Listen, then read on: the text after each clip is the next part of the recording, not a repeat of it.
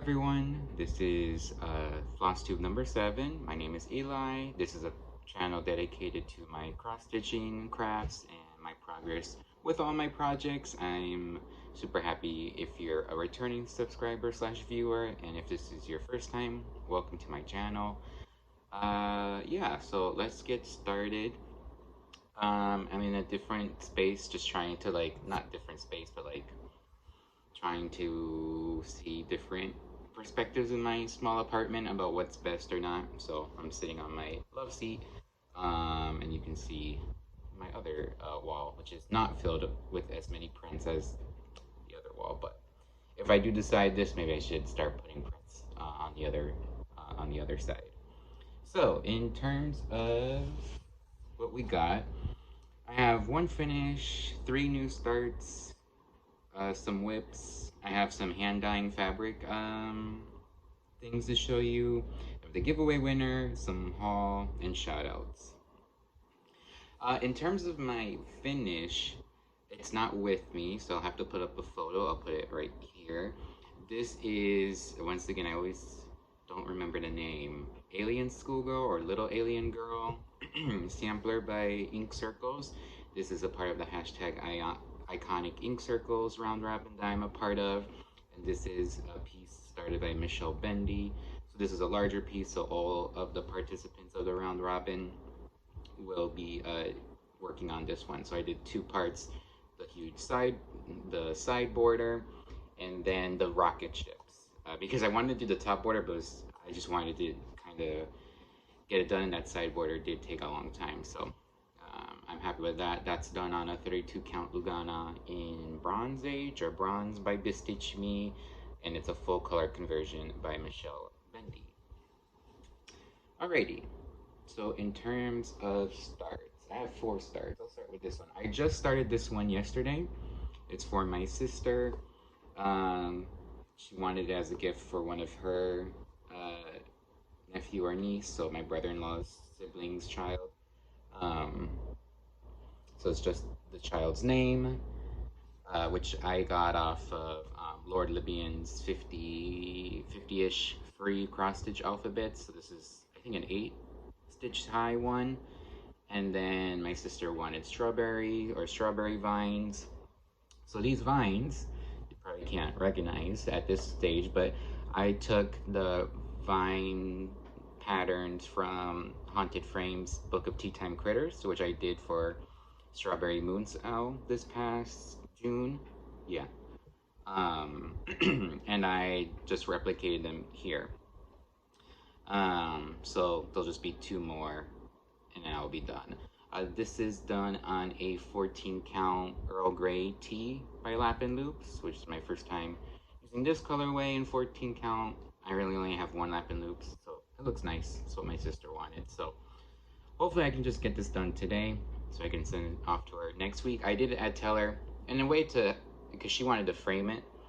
So as a way to help her out, and also to, do this practice, because I've never done it before, I do want to lace this myself and just send her the laced board with this cross stitch. So today I have to get a new mat board, because the mat board I got my first time is just too thick for anything.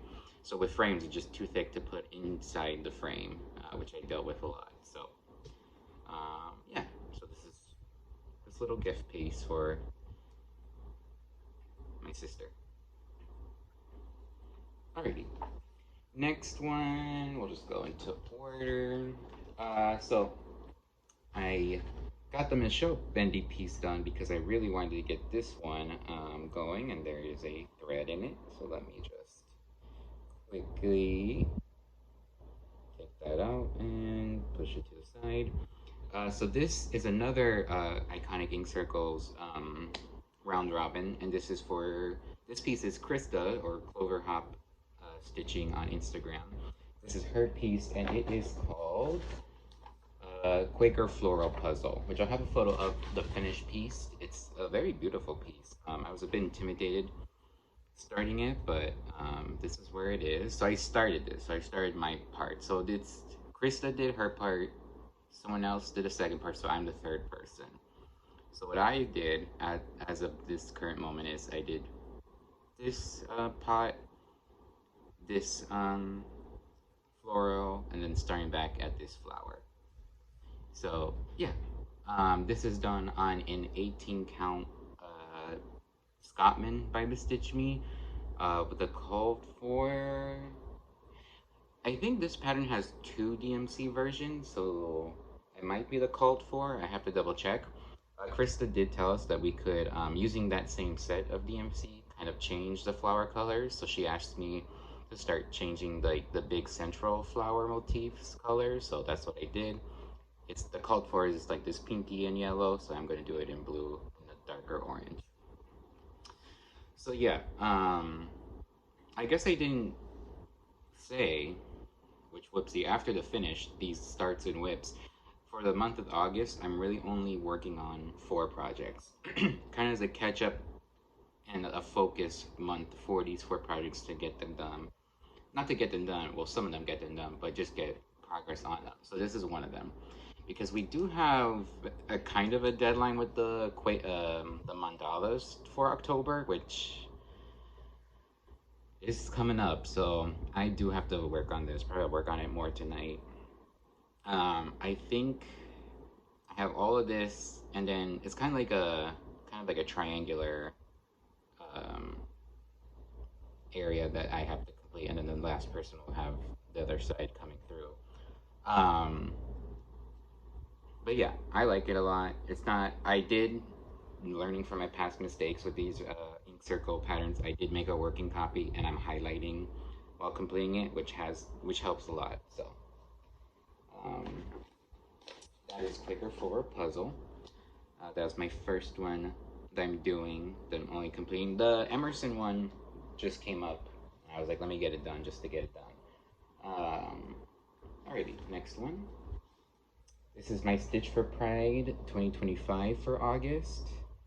I'll have the pattern for this month right here. It's dedicated to, Saint Alexandra? No. Oh, whoops. Well, you'll see it in the pattern. But I'm very interested in it, and I did start the readings because I do like Byzantine history and like that era slash continuation of the Roman Empire, but in that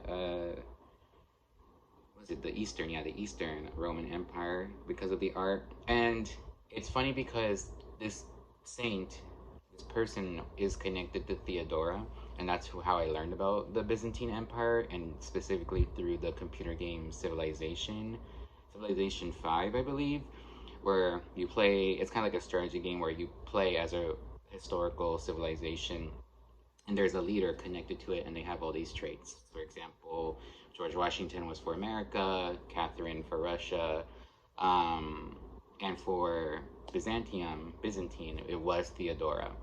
So that's how I learned about her. So this is where I am at. Ooh. Not that much. I do really like this motif, this kind of like shattered pottery archaeological vase. The color choice, I am very happy with it. Sorry for the glare. That's the one thing about this position. It is a Roxy Floss Co. that I got from, I don't know why, I think I just bought a couple, and I think this might have been on sale. It is Hazelwood, which is very interesting because it's interesting how flosses on the skein, like when you're looking at it, how they look color-wise, and then what they look when you put it on the fabric. Because this looked, I mean, it does look green, but it looked a little bit more like tannish. So that was like a neutral with green. But it's all really like a light. It's all a different, it all has a base of green, which I really do like.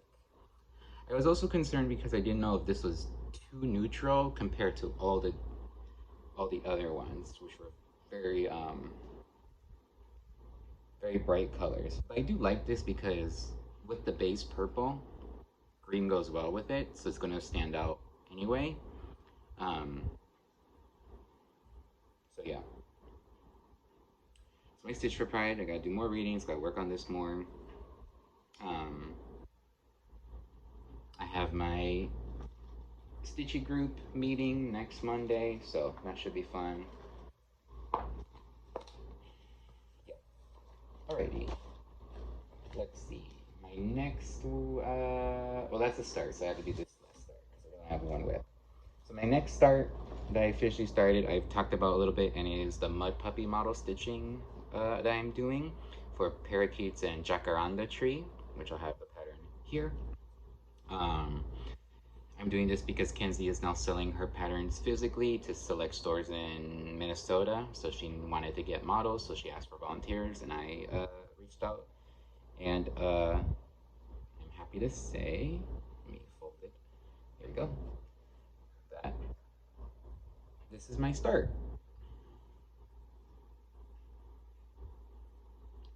I really like, and I'm interested because this is a couple days work. I completely forgot that. Let me hold it up while I'm backtracking. I did, since the last time, last Flosstube, I signed up. I got the Stitching Tees Notion template because I really wanted to, one, have databases for my supplies, and also just check it out. And I said this before, I'm not a person who like tracks their stitches, like how many stitches they do in a session, like physical stitches. But they did have a calendar feature where you can place like what you worked on.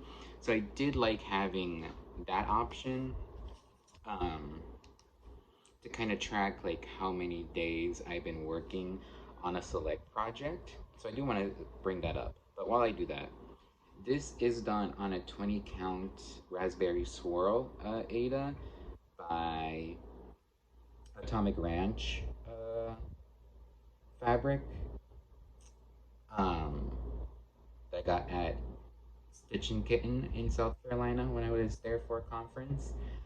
Um, Called for DMC, and this is the first time I'm using a nerd hoop, which I don't know where it is. Oh, here it is. And I do like it. I do like it. The thing that I have to be careful of, and you can see right now, is what I saw a video referring to like how to iron out the creases, and the woman in the video, I need to see if I can find again, referred to it as hoop burn, and I love that. So I will be referring to that kind of leftover crease as hoop burn or Q-snap burn for some of my projects. But yeah, so yeah, the hoop burn of a nerd can be quite severe. So I'm trying to always, when I'm not working on it, like when I finish, take it off of the hoop. Um, but yeah, so I have my template, my calendar from my Notion template. So I started Parakeet. It's also good because I can say when I started it officially. I started uh, July 31st, so right before August. And I put in 6 days of work on it. So 6 days of work got me to here, which I'm happy about. What I consider putting it into as a day, that means a lot for different people.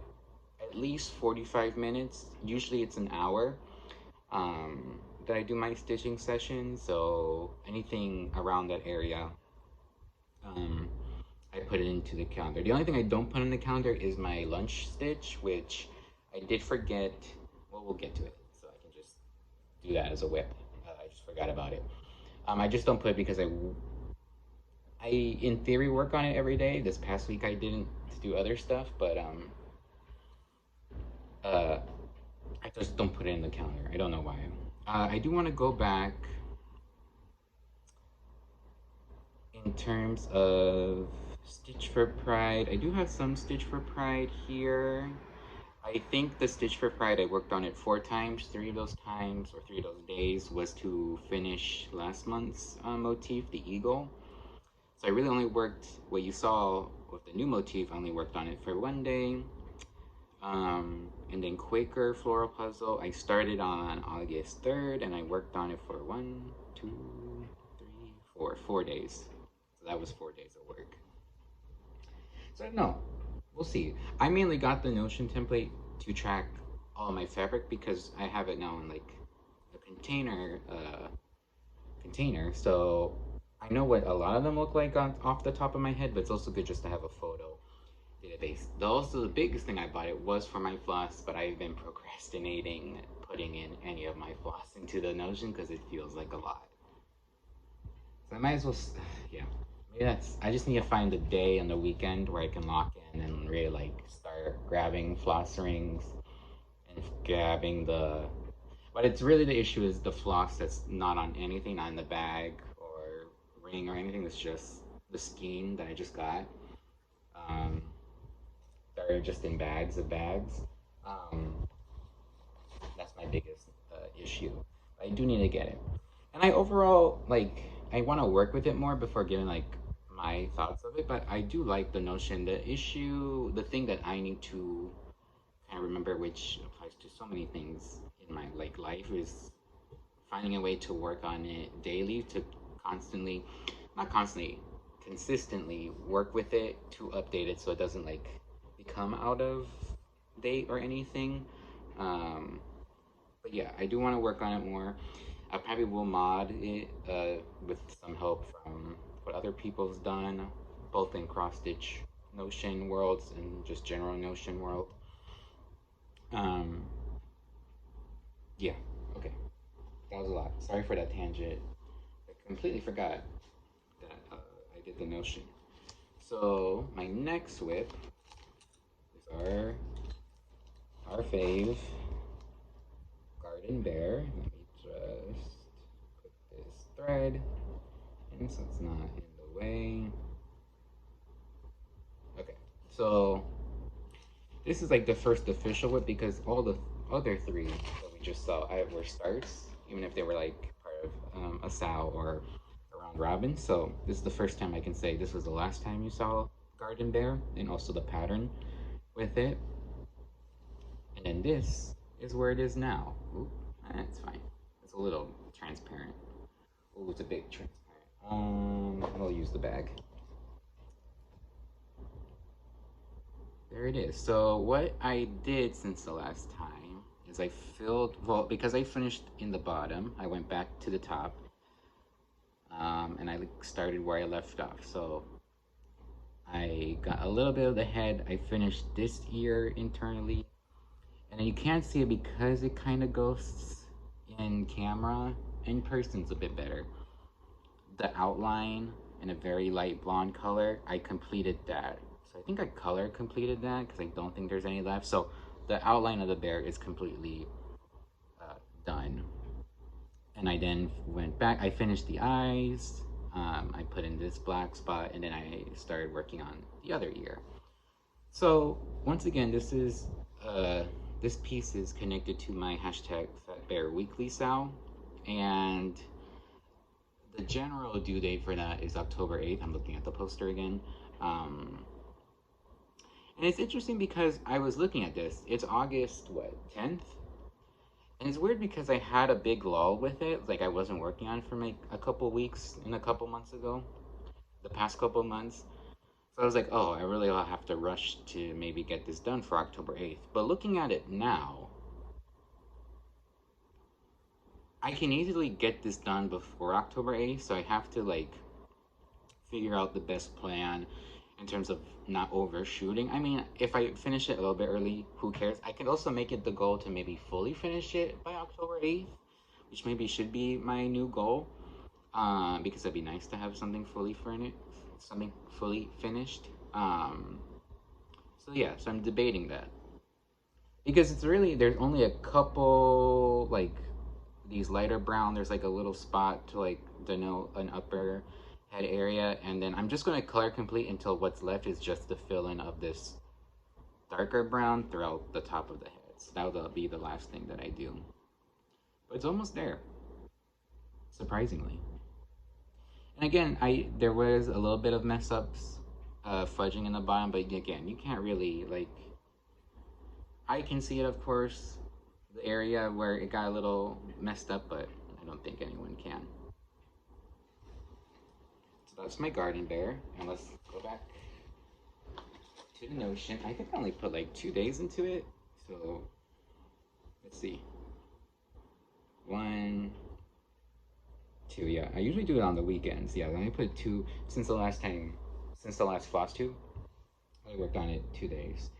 First, I can go the last month. Because I think, but last month really, I only worked on Stitch for Pride, like the last week of the month to get it done. Okay. I think that's everything. Oh, no, no. Sorry. The last whip is my Nature Walk Thunderstorm by Sprouting Lupine, which is my lunchtime work project, so I don't have it physically with me at my place. This is the last time you saw it. And then I'm going to put a photo of where it is now. I can't remember off the top of my head what I've done. I know on the top right corner I've been focusing on trying to get that done, that leaf motif. I think that's really the progress that's mainly been in it at that point. I'll have to see. We'll see when I put out the photos, but that is done on a 16 count Spooky Frog by Oblong Meow, called for DMC. And I forgot that Garden Bear, the fabric is 18 count Gilded by Mystic Fabrics, called for DMC. Alrighty, let's see. I will now do the giveaway winner. So I don't have it with me, it's just right over there. But I was giving away last time the Da Vinci 32 count cut that I got from Emily C's Pinwheel charity giveaway raffle. So I'll have the comment up right now. The username is Shelia Elder, I think 5077. So Shelia, you can email me at this email, and I will connect with you to get that sent out to you. And I won't have one to this time, but I know for sure next time I'll have a very exciting giveaway with a different fabric maker, which I'm excited to show y'all. Alrighty, giveaway is done, whip's done, finish is done, start's done. Let's talk about my hand dyeing. So, last Flosstube, I showed you as a part of the very nice stitching gift package that Krista sent us when we were all starting Summer's Day for Midsummer Stitch. She gave me a yard of 22 count Hardinger Ada. And one of the things that I wanted to do with it that she suggested was to experiment with hand dyeing. And someone else was giving red dye free for Facebook Marketplace, so it all lined up. So last weekend I got all the supplies. So I went to the dollar store to get, a separate set of measuring utensils, a tub, gloves for the dyeing, and I was going to do the jar method. I will put some photos. I do have some photos, so I'll put them up probably from my stories here. So the best way I wanted to approach it, because I just wanted more like focused and pure experimenting, was 2 things. RIT has color formulas on their website, so I'm just going to follow the color formulas. So, and I also wanted to dye with projects in mind. So both of those projects are connected to my haul, so I'll just show you the fabrics, and then at that point I'll say which patterns they're connected to. So RIT formulas, experimenting. I did do some experimenting, as you'll see.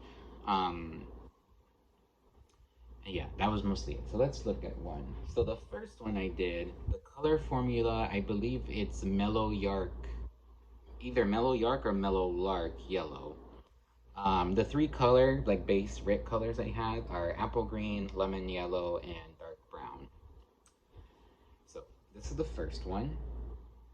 It is much more vibrant in person than the camera's picking up.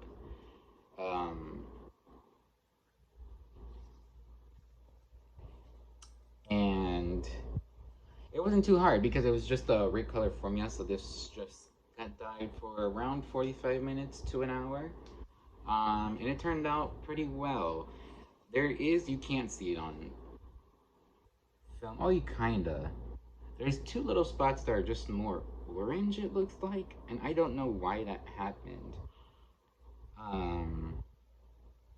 I did scrunch it up and then put it into the jar. I don't know.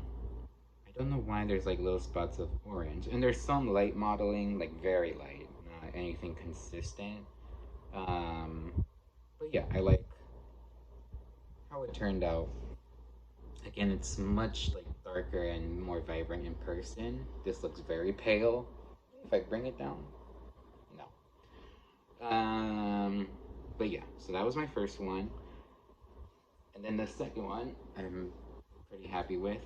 So it's a combination of two things. So the first colorway that I dyed it for like an hour and a half, closer to 2 hours, was mustard green, which is apple green and dark brown together. Or no, maybe apple green and lemon yellow, but more green than yellow. And then I wanted to have it a bit more variegated, like with another color. So I used the colorway Essence of Dark Brown, so it's just the dark brown um, colorway. And so for mustard green, again, almost 2 hours soaked it. And with the dark brown, even, I mean, I saw the advice that I was looking at tutorials regarding dye, which less is more, but I didn't really fully expect how real that is because Essence of Brown was still like crazy brown. So I only put this into that essence for, I swear, like less than a minute because I was like, this is too dark and I don't want it to overtake all of the green. Um, so, and also I was like, you're supposed to do it dark to light in terms of dyeing. So in theory, I should have done dark brown, but I didn't want brown to be the base. I wanted green to be the base. You'll feel me? Okay, so this is where it is. Once again, you know what? This colorway, it's not brighter. It's not, yeah, it's not brighter in person. So it's coming kind of true to form. So it's a lovely, like, murky green with brown, very meadowy. Um, yeah, I really like it. There's some weird, I wonder how this scrunch happened where these little spots, these two spots are much lighter than the surrounding area. And then the only other issue is that there is a little hole. Oh boy. And that's because of the fabric. Because here's, I mean, it makes sense. I had a I had a zigzag after I cut them because Chris had told me they fray much more than a lot of other fabrics. And that makes sense because Hardinger, that technique is known for pulling thread and cutting thread. So it is much more easy to pull. And I think while it was, after I sewed them, zigzag stitched them, I was like trying to cut the loose threads like this all around it, and I think I pulled too much and a little hole appeared. Luckily, I gave myself more margins than I usually do, so I think right above it is where the piece will start, so I don't think it will affect the piece overall. So yeah, so that's my hand dyeing. I'm very happy with it. I do want to do more. I do have a lot more fabric, so, and I do want to buy more colors. But again, approaching it with the RIT color formula and for specific projects, I think will be the best for me at this moment. And then, I mean, do a little experiments here and there, like I did with the mustard green, the metal green that I made. Alrighty. So that was my hand dyeing. Before I do haul, because I know people might leave, I will do some shout outs. I do have 3. I thought I did shouted out this person before, but I think what I did was I shouted out in the first draft of it, and then I deleted that one because of the sound issues, so I didn't shout her out. But I do want to shout out Stitched by Kendall, who has 2 floss tubes up. She was also in the video that I was a part of regarding Midsummer Stitch. So after that, we followed each other on Instagram, and then I saw she had a Flosstube episode up.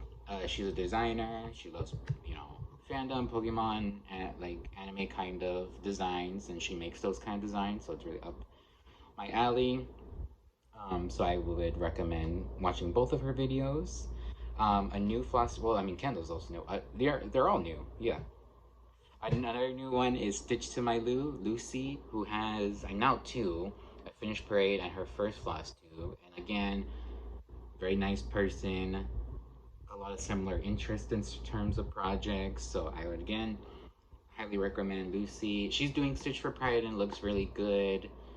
I need to finish her second video, her finished braid. I've been in an overall slump watching Flosstube while working. I don't know what's going on.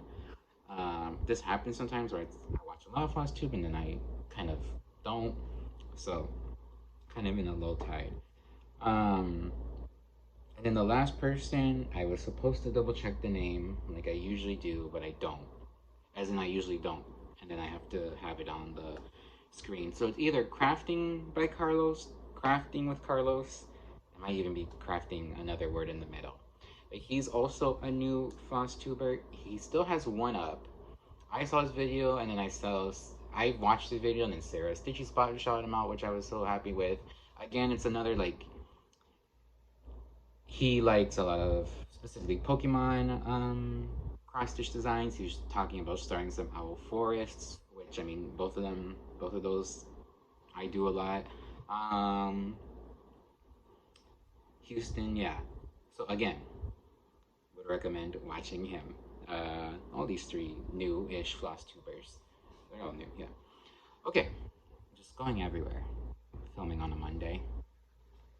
And this is a shorter one. I knew it was short because again, and I guess we'll talk about plans. Yeah, I didn't have that before we do haul. Again, August will be just these 4 projects. So the next time you'll see me, hopefully, I really want to focus on Quaker Floral and Parakeet. Floral, I would like to get them both finished, but by the end of August seems like a lot, even for me. But I really have to like do it because yes, September is booked with Sampler September, which I'll talk about right now. So the plans is just really work on those 4. Garden Bear, I gotta figure out what the plan is with Garden Bear. Maybe I'll just color complete it and just let it sit for a bit until it's time to finish it in October. But I'll figure that out. Sampler September. I knew for a while that I really wanted to do it after being introduced to Flosstube and hearing people talk about Sampler September. So I don't know when I found this pattern, but I was looking for samplers as a possible to do. And I found this pattern by Quaint Rose Needle Arts. Charlotte Watkins,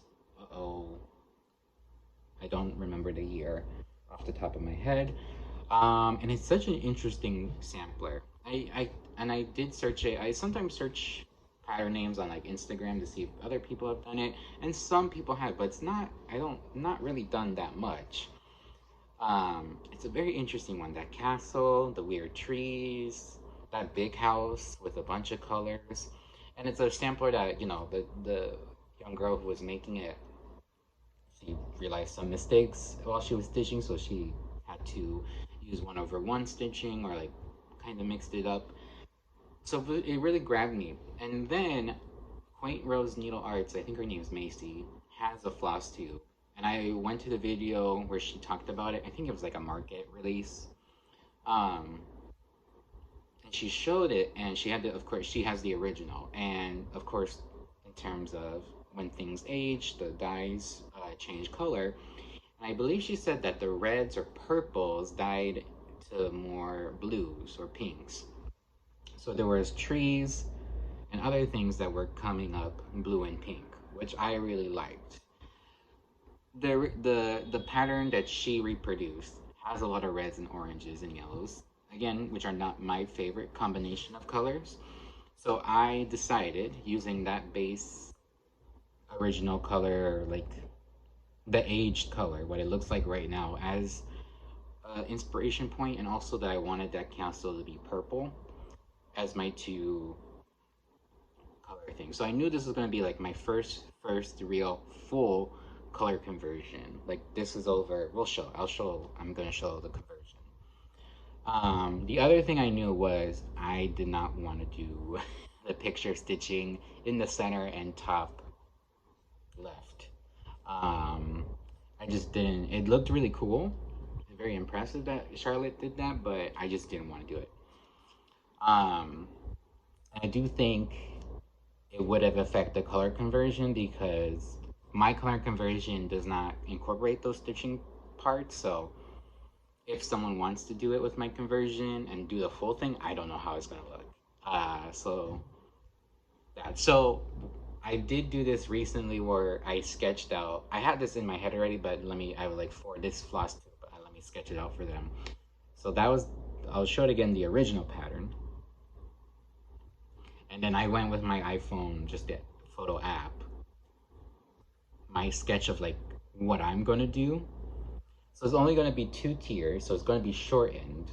And then I might switch out some trees with other trees and then fill out the motifs as I go. So it is going to be interesting. Again, it would have helped if I had markup or pattern keeper, because I know you can do that kind of stuff and have a better mock-up than this photo that I have on the screen. But I just don't have it. So we'll see how it goes. That being said, I did have, when hearing advice, I had a palette in mind. I found some inspiration online. I wanted to go on a pastel route because of the blue and pink that the original sampler now has, and I just wanted that colorway. So the base fabric, which I have shown before in hinting for it being a conversion, is this volcano stitching, very modeled fabric, a turquoise, dark greeny blue color. I think it is a one of a kind because the name is just numbers. And I just found it on their Etsy. They have an Etsy on a website, so I got this on Etsy a couple months ago. So this is the base color. It also reads like my color palette and all that, kind of Halloween-y, not really. I don't know. We'll see. So, the color palette. I went to Rittenhouse Needlepoint a month ago, 2 months ago. I had the things in mind, some of the colors things in mind, but I needed to really go there with a bunch of their DMC. I knew that, again, I knew my castle one, I wanted the castle, a good part of it to be purple. And in the same order that I got the Roxy Floss Hazelwood, I got Figure of Speech. So this was another base color that I had. And then I just started ordering Pirate and Robins just in general, and so there's a couple Pirate and Robins and one Roxy Floss, but the rest is DMC. So it's a majority DMC conversion with some fancy floss, but nothing too, really, it's only Figure of Speech that's the most variegated out of everything, so it's not like too reliant on floss, fancy floss, which is good if someone in the future wants to do this. But this is the palette. So I do like it a lot. So a lot of the oranges and yellows got transferred to greens and purples and violets. There are some oranges. It is more of like a darker pastel-y palette with some darker colors in it. There's a lot of this seafoamy green and greens in general. And then here's the fancy floss and a whole bunch of colors.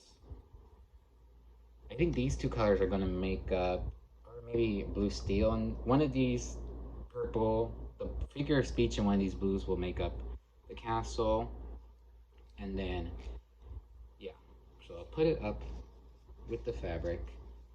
I put this on my story a while back as well when I was figuring it out, and it took a while to like figure out. And of course, this pattern is interesting because there's motifs in it where it really mashes the colors together, and very interesting. So it was hard for me to like consider or really think through everything with some of the tree motifs, because it's like I had to really put them together, all these colors, and so like, do they work together? And I don't think it's in the spirit of Charlotte.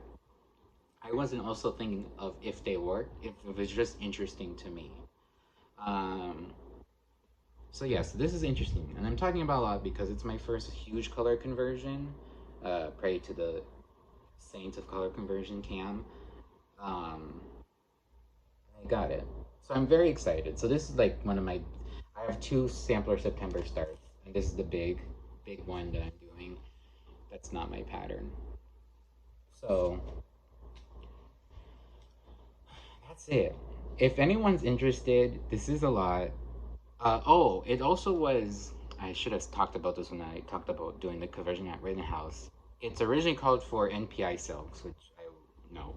Um, so I was basing it off. My color conversion is based off the DMC conversion, and Rittenhouse had all but two of the colors, which was fine. And there's at least one. There's a apricot from Pirate and Robin, which is just the same called. It's the same color as the called for DMC. So I was saying that because if anyone is interested, I do have my color conversion in a list. If you are interested, you can email me or Instagram DM me. The only thing that I might want to help you out with or do, which I forgot to do, was convert the fancy floss back into DMC, just in case you don't want to buy fancy floss, which I totally understand. And really, I was doing it because I had the fancy floss in my stash. I wasn't, except for the Roxy floss, when I saw Figure of Speech, I knew I wanted it for this project. The rest was kind of like, might as well use it. Um, so they can easily be converted, the fancy floss, into regular DMC. Alrighty, so I talked a lot about that, but I'm very excited. Alrighty, so now we're going to get into haul, kind of purchasey kind of things. Not a lot of them I don't have the physical thing, a lot of them were digital. So if you don't like haul, I totally understand, and thank you so much for coming, and I hope I see you next time. Alrighty, haul. So this is in a combination of the online market pre-orders that are happening and some other patterns that just other things that came out. So in terms of needlework market, I was seeing, I did want to pre-order physical ones just because, I don't know, I just wanted to. I skipped the Be Stitch Me subscription for this month so that I can focus putting the money towards pre-orders because I wanted to be under a certain amount of money for my cross stitch budget this month. Um, and I knew, I mean, the Charlotte Watkins is a lot of color, so I knew that would cost a bit. So I did order two for sure right now. They're ordered, and one I might order once it gets up on. I'm ordering everything from Top Knot Stitcher, Abby Top Knot. So the first two is Broken Wings Welcome by Shaded Stitchery, shown here. I think this was a part of the bird box that Mislaid Pages did this past year.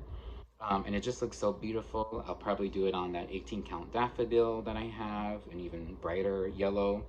And I knew I wasn't worried about the physical pattern because sometimes with physical patterns, they're too small for my eyes.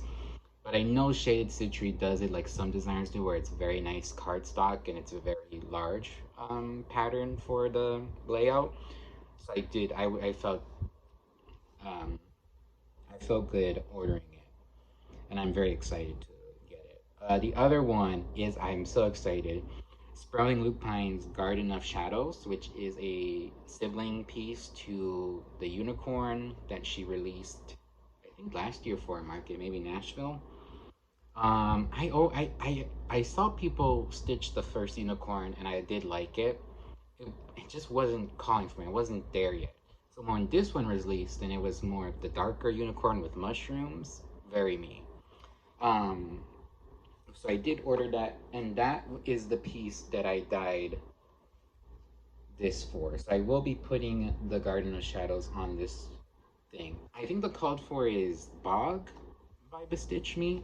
So I was trying, in a sense, to dye it similar to Bog in the limitations, because Bestitch Me probably is more consistent and has other kinds of dyes. So it didn't turn out like it, but I do like this. I do like this kind of more meadowy murky than a Bog color. So excited for that. So those were the two pre-orders that I already did.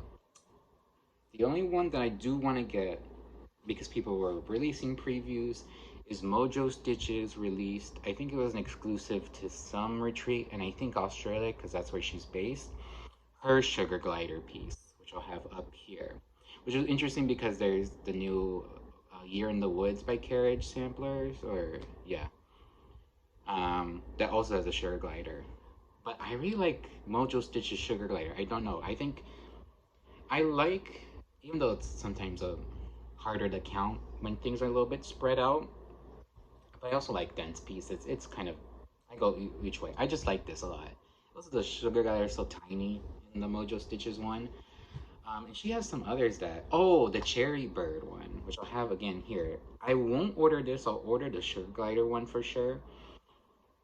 Or maybe I'll wait. I don't know, because Mojo Stitches does, her patterns are a little bit, her physical ones are a bit smaller in person, like the regular, so I don't know. Maybe I'll just wait for them to be digital, because also I kind of spent my budget for cross stitch this month, but sugar glider and the cherry one, I do want to do these so bad. So I'll have these sooner or later, at the same time, and there's other patterns I want to get, as always. I did get this one. This one is in my Google Drive, and it's House of Cam the Stitcher's design brand, Gothic Summer Sampler, because this is out of this world beautiful when she released it and then showed it on her YouTube. I love it. I didn't know that they were teeth in the bowl. I just thought she just gave us another. I thought they were white berries. But I love it. I'll be stitching the teeth, or maybe I'll do a combination of teeth and berry. Um, and Gothic Summer Sampler is the piece that I'm going to put on this one. And I did because Cam, I remember in one of her Flosstubes, vibes with mustard yellow or these kinds of like yellowy green tones. So I thought it'd be cool. I don't know why I'm playing it like this. It'd be cool to do it on that kind of colorway.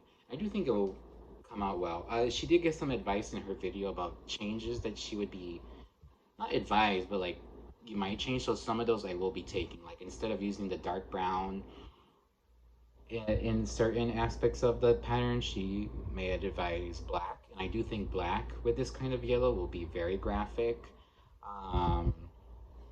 And then a certain white, I just have to see if it shows up in this fabric, which I think it will, because it's not that bright in person. So yeah, I don't know when I'm going to start that. I know some people are going to put that for Sampler September, but I don't want to add another start to Sampler September, even though this is the year of starts, so who knows? Who knows? All right, finally, in terms of my Patreon, going to different designers just to try them out, I'm so happy because I signed up for Diana Bloom Designs Patreon. I learned about Diana through Kenzie Mud Puppy Stitcher when they did that collaborative like duo piece of loons. So that's how I learned about Diana, and I did like her patterns on Etsy. And then I saw she had a Patreon, and I saw Deb, the knitting, wait, Science Knitzer, doing one of her Patreon patterns, and I was like, that's beautiful. And then Diana, for this month, showed, like, of course, she showed previews on her Instagram. It's this bird, and I love the color so much, and I was like, it's done. I need to sign up. So I got this. She also now has a beautiful to celebrate a year of being a designer, this beautiful moth. So I also got that. So yeah, I'm so excited to be a part of Diana's Patreon and to start one of them. Also got there's a free chickadee one for Christmas that I really want to do. The way she designs birds, and especially in general with her parents' perspective, I find so interesting. And it's interesting because I know she free. I just saw from one story, it's like a freehand sketch, and then she puts it in the software, so that's how she probably does it. And she's just a beautiful artist. Her work is so beautiful in general, so it just comes through the cross stitch. So I'm so excited, so excited to do some of the patterns. Okay, so all of that. I think that's mainly it. Yeah. So I'll catch you in 2 weeks with all my updates of my 4 whips that I'm only working on and any other things that happen. I hope y'all have a great rest of your day and you keep on stitching.